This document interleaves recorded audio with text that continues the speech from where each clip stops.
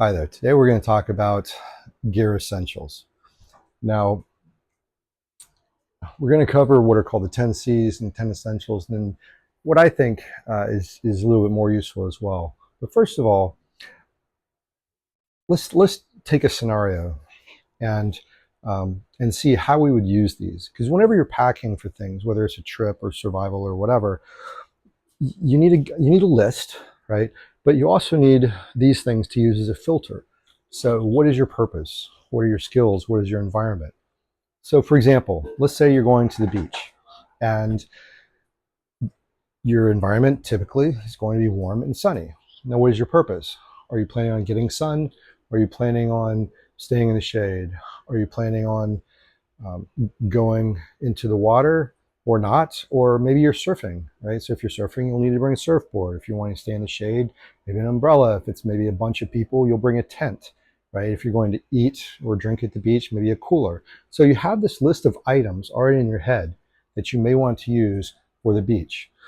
And you'll use these three things, purpose, skills, and environment, as a filter to determine which of those items, or maybe something additional that you'll need to bring. And it's the same thing whether you're going on a vacation versus on a business trip, right? Business trip, you're going to need to dress a little bit differently than maybe on vacation. Or if you're going to Alaska in the winter, or versus Ecuador in the summer, right? So all these things matter. Uh, for survival situations, for emergency situations, it's the same thing. You still want to use these filters, but where it's a little bit different is people may not have these lists of items already in their head. Okay, no list is going to fit every person, every situation. Uh, you can get lists from FEMA or from the Red Cross or from your church or from YouTube or whatever the case may be. But for example, if one list says you need to carry pet medications and you don't have a pet, well, that's not useful. But if that list doesn't say you need pet medications and you do have a pet that takes meds, then you want to add that, right? So you take all of these things into account. Now, we're going to go over this more in the next video. We're going to actually talk about building a bag, but let's talk for just a second about these are the types of lists that you might want to think about. And this is the lens, the filter, right? First list, 10 Cs, they're called the 10 Cs of Survivability. They were created by uh, a person called Dave Canterbury, a very famous survivalist. And he's meant to be outdoors and he's meant to be very skilled. And so, there's just some basic items on there. Now, the next list, the 10 essentials, was meant more for backpacking. So it was created by like hiking and scouting organizations decades ago.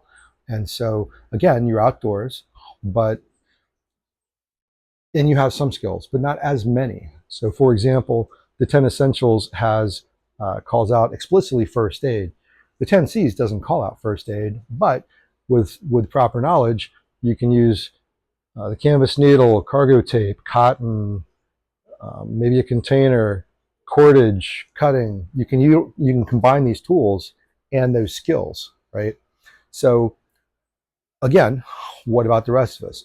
Well, that's where I kind of like to have a larger list, more of like 15 items, right? And like I said, we're going to go into these in a lot more detail in the next video. But what I want to do right now is take a few examples of how you will use this lens and these items to figure out what you need. So let's take a scenario that you want to create a get home bag. So this is a bag that you'll leave in your car, and in case you have some issue with your car, your phone doesn't work, whatever, this bag will provide you what you need to get safely home. Right? This actually happens. I mean, a few years back, I was living in DC. We went through something called Snowmageddon, where the roads were just snow and ice, and people were just abandoning their cars. These 6-lane interstates look like parking lots. They're just getting out of their cars and just walking, right? And so they've got to find their way home somehow. So this is a real scenario. Well, what should you bring with you? I'm here in sunny Florida right now, so that environment is very different than if I was in DC and it's freezing temperatures. So take that into account. Now, it's a get home bag. I'm going to be presumably in my car. All right. Well, let's say I work 30 miles away. The average person walks about 3 miles per hour. So 30 miles, 3 miles an hour, that gives you 10 hours. So you'll be home in 10 hours, right? Probably not, because you're probably not going to be able to keep that pace up, the 3 mile an hour pace up for 10 straight hours. You're probably going to want to stop for breaks. Maybe you'll need to find some resources, water or something like that. Maybe you're not starting in the morning. Maybe you're starting, at 3 o'clock in the afternoon. And so 10, 12 hours, well, now it's going to put you to, the middle of the night, 1 o'clock, 3 o'clock, or whatever in the middle of the night. Are you going to be walking during that? Maybe it's pouring down rain. Maybe the roads aren't safe. Like in my Snowmageddon example, if you're trying to walk on icy highways, you're not going to be walking for 3 miles an hour. So that 30 miles away, that's probably going to push you into a second day. So you're going to be out for 2 days, right? So you'll need something. You'll probably need some kind of shelter now to spend the night. Maybe you'll need something to stay warm. You probably need some kind of food. You probably need some water. So speaking of water, the average person is supposed to require about a gallon of water per day. So this gallon right here weighs about 8.3 pounds. So can I carry 2 of these with me, at about 17 pounds and a lot of bulk? I mean, I guess, but that's pretty brutal, right? What I would prefer would be to carry something like a smart water bottle, right? So you already have a liter of water. You can sit there and drink all the water you want, and then carry something like a filter. This is a Sawyer Squeeze. They have smaller ones, the Sawyer Minis. I prefer the Squeeze, but this way, once this water bottle is done, then you can find a lake, a river, some mud puddles, whatever, put some stuff in here, and now all of a sudden you fill this up, and now you have water, but it's filtered water, right? And so this gives you a lot more flexibility than this. So that's just one example. Now, if we think about tools, right? In particular, let's think about knives. I've had a lot of knives over the years. Big, small. I have some knives that are like machetes. I have some that are super tiny. I personally, for fixed blade knives, really love Mora knives. Now, these are 3 Mora knives. In particular, this is a Garsberg, this is a Canspol, and this is a Companion. Now you'll see the cases are all similar, plastic hard shell cases. The Mora Garsberg. This knife you'll notice it's a black blade as opposed to the others. So this is a carbon steel. So this is good for if you've got a rock or something and you want to just strike the rock against the blade, you can get sparks. So for an emergency situation. Now it has a full tang blade, which means that the piece of steel goes all the way through the knife. Okay. So you'll see it's actually sticking out. The metal is all the way through. So that obviously makes it really strong. It's a full piece of steel. It also has what's called a 90-degree spine. So the spine is the opposite side from the blade. And so it has a 90-degree spine, so it's good for scraping wood off of trees. It's great for throwing sparks from what's called a ferrocerium rod to get fire started. So it gives you a lot of flexibility.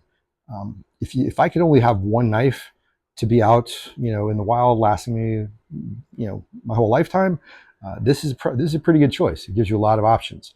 This knife costs about $80. Next, we have a Mora Canspol.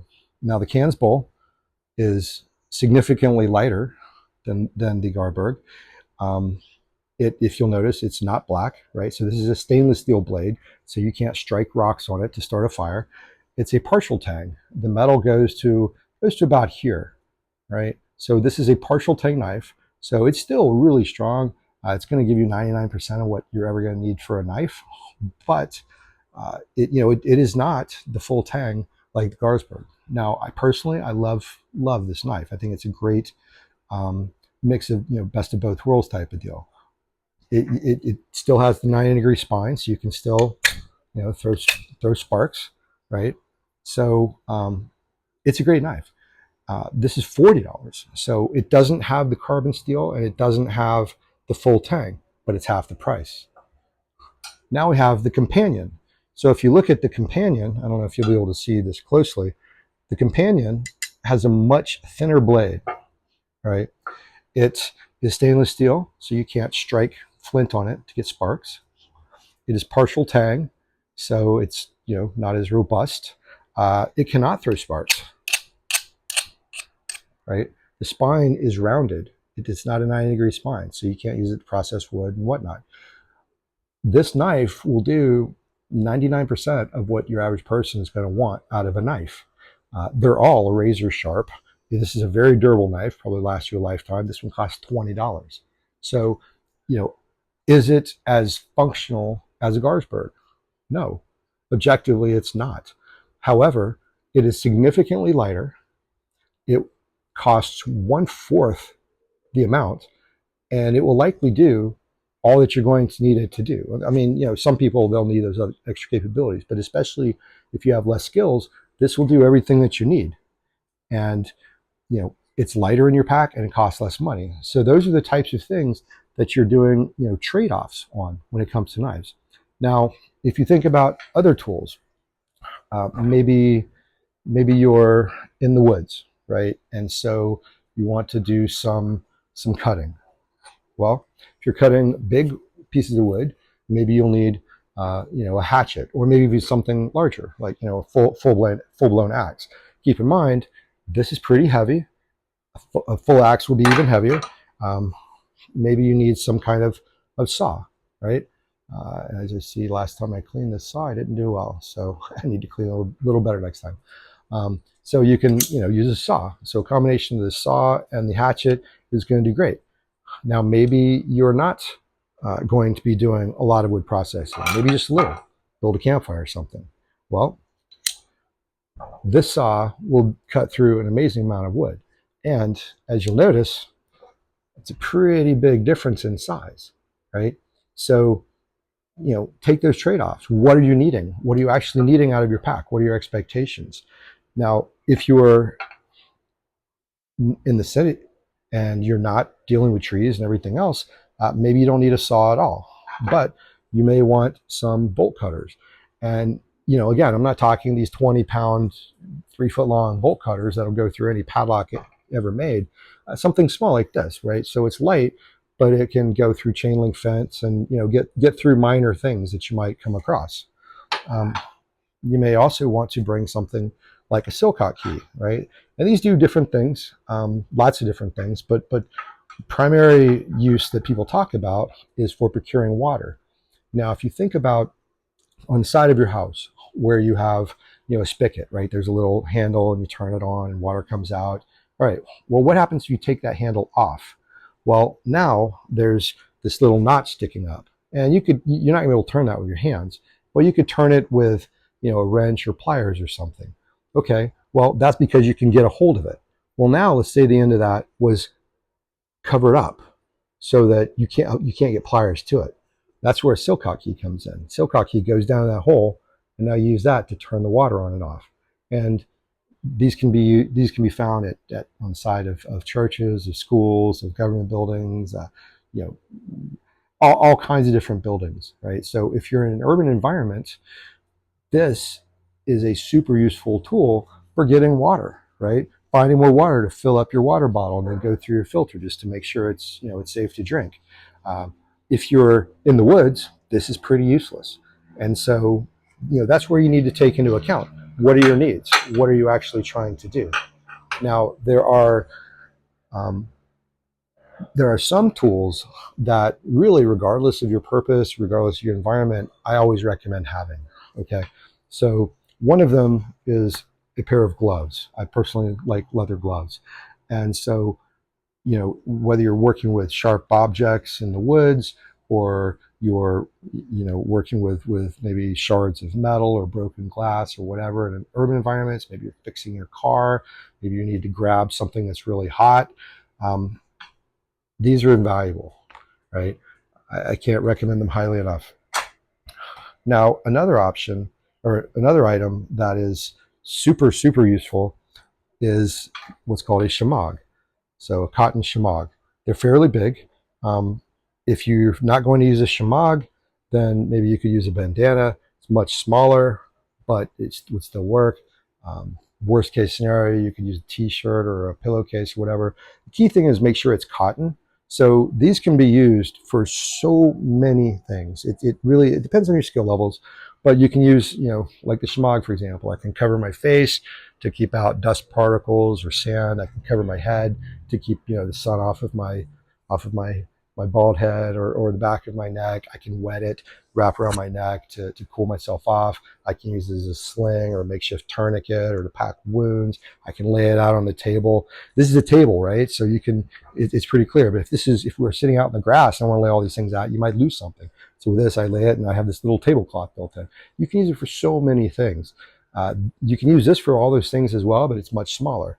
So again, super useful item. Another useful item is duct tape. So I use duct tape almost every day for one thing or another. I have not used it any today, but I did use some yesterday. So it's if you're not sure what you can do with duct tape, just Google what can I do with duct tape, and you'll be pretty amazed at just what you can do. Now, Duct is a brand name, just like Kleenex for tissues, right? So I personally prefer Gorilla Tape over duct tape, and they come in all different sizes. Here's a 2-inch. This is meant for all weather. This is a 1-inch. Now, personally, I prefer the 1-inch rolls. I always keep lighters on me, and I wrap the 1-inch around it. And we'll in later videos we'll talk about all kinds of different things that you can do with duct tape and how you can quickly safely store it and whatnot. But this is a tool. Again, I would go with the 1-inch, not the 2-inch for bags. If it's a box or something that's in your house, maybe this one, just because it is bigger, so it gives you more options. But this is a really fantastic tool. Now, another thing is cordage. So when you're talking cordage, you're usually talking about 550 paracord or number 36 bank line. There's lots of other cordages out there. There's lots of different types of bank line. There's lots of different strengths of paracord, but those are kind of the most common that you'll see. 550 bank line, number 36 paracord. They each have their pros and cons. As you get more and more skills, you're going to want to carry both because, like I said, they do both have their pros and cons. If you're not very good with tying knots, then I think the paracord is a better option for you since it does not, it's a lot bigger, so it's easier to tie knots than using bank line, which is a lot smaller. The bank line will hold knots a lot better though. So it just kind of depends. Another great thing about paracord is it comes in all kinds of different colors. Bank line typically comes just in black. And so if you're using paracord, what I personally like to do a lot of times with my tools is I will wrap, little pieces of bright paracord around things like this black ferro rod. You throw this, you drop this into the woods, and it might be pretty easy to lose. Where you have this bright thing around it, it really helps. So again, paracord is just like duct tape. There's so many different things you can do with it. Now, the last thing I want to talk about is multi-tools. So I've had a lot of multi-tools over the years. My favorite by far would be the Leatherman Wave. This is truly just an amazing tool, okay? And when you combine this with bit sets and bit extenders and whatnot, you have a full toolbox right in your pocket. Now, that's the good news. The bad news is if you were to buy this Leatherman Wave and the bit kits and this tool, this bit extender, and a case large enough to hold them all, the case that the Leatherman comes with won't hold these all. Now you're talking about $200. And so that's a big price tag, right? Well, if you could also go with something, here's an example. This costs $20. So it gives you pliers, it has knives, it has screws, saw and whatnot. It comes with bits. Obviously not as big a selection, but it does come with them. And this goes for about $20, right? Now, I've run tests with this one and several others directly next to the Leatherman, and not a single tool on here, the pliers, the wire cutters, the saw, the knife, nothing on here even comes remotely close to the capabilities of a Leatherman. but it costs 1/10 the price, right? $20 versus $200. So, if you're a buy once, cry once person, go and get the really useful, robust item that's going to last a lifetime. If you were like, I need something to throw into my bag and I may or may not ever use it, I wouldn't do the $200 option. I'd go with the $20 option. Maybe this is the only knife that you carry with you, right? Maybe you don't carry any knives like that or saws or anything else. Maybe for you, this is going to give you most of what you need. So those are the types of things. Those are the types of trade-offs that you want to make. Your skills, your budget, your purpose, your environment. These are all different things that you have to keep in mind. And so, again, in the next video, we're going to go over this list of items, of potential categories. We're going to go over these filters. And we're going to talk about what kind of skills you might need as well. We'll actually build out, how to get started building a bag. My recommendation, as a little preview, my recommendation is not to try to, spend all this money and get everything all at once. It's find things around your house that will satisfy your needs, and then there's a priority list. Same with skills, right? So learning to navigate, learning to use a compass, that is a useful skill that everybody should know. We all use our phones, but phone batteries may die, lose cell reception, whatever. Being handy with a compass is good. But if you don't have any skills, should you start with learning how to use a compass? No, I would say things like first aid, building fires, tying knots, filtering water. Those are more of the things to start with. And so again, we'll talk about that a lot more in our next video. I hope this has been useful for you, and hopefully all of the videos in the future will be useful as well. So I'm looking forward to next time.